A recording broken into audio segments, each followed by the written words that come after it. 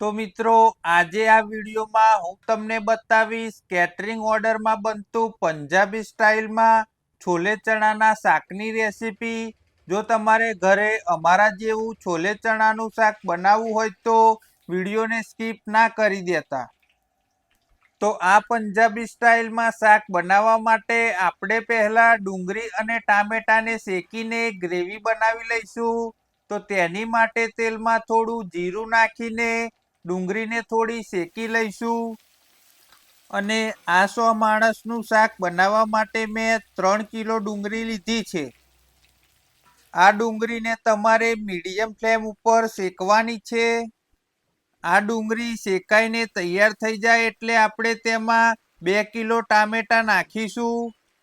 ટામેટા નાખ્યા પછી આપણે તેને 10 થી 15 મિનિટ મીડિયમ ફ્લેમ ઉપર ફરી શેકાવા દઈશું। અને મિત્રો આ પંજાબી ગ્રેવી બનાવ્યા પછી તમે છોલે ચણાની સાથે બીજા કોઈ પણ પંજાબી શાક બનાવી શકો। અમે પનીરનું શાક પણ આ જ રીતે ગ્રેવી બનાવીને બનાવીએ છીએ। પછી આપણે તેમાં 1 ચમચી મરચું અને 1 ચમચી હળદર નાખીને તેને મિક્સ કરી લઈશું। તો આ ડુંગળી અને ટામેટામાંથી તેલ છૂટશે એટલે તમને ખબર પડી જ જશે કે આ ડુંગળી અને ટામેટા શેકાઈ ગયા છે। પછી આપણે તેમાં જરૂર મુજબ થોડું પાણી નાખીશું। પાણી નાખવાથી આપણે જે મરચું નાખ્યું હતું તે બળશે નહીં અને ગ્રેવી થોડી ક્રીમી ટાઈપની બનશે। તો આ ડુંગળી ટામેટા આપણા શેકાઈ ગયા છે। તો આપણે તેને મિક્સરની મદદથી ગ્રેવી બનાવી લઈશું। પછી બીજી બાજુ આપણે 3 થી 4 કલાક સુધી ગરમ પાણીમાં પલાળી રાખેલા 4 કિલો ચણાને એક કુકરમાં હળદર અને મીઠું નાખીને કુકરની 3 સીટી લગાવી દઈશું। તો ચણા બફાય ત્યાં સુધી આપણે મસાલેદાર છોલે ચણાના શાકનો વઘાર કરીશું।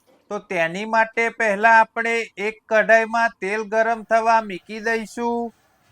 તો તેલ ગરમ થાય એટલે આપણે તેલમાં જીરું, તજ, તમાલપત્ર, સૂકા મરચાં અને 4 થી 5 લવિંગ નાખીને આ છોલે ચણાના શાકનો વઘાર કરીશું।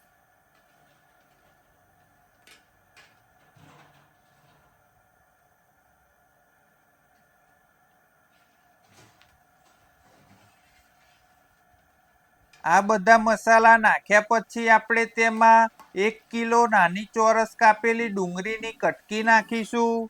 આ ડુંગળીની કટકી નાખ્યા પછી આપણે તેને 2 મિનિટ જેવી તેલમાં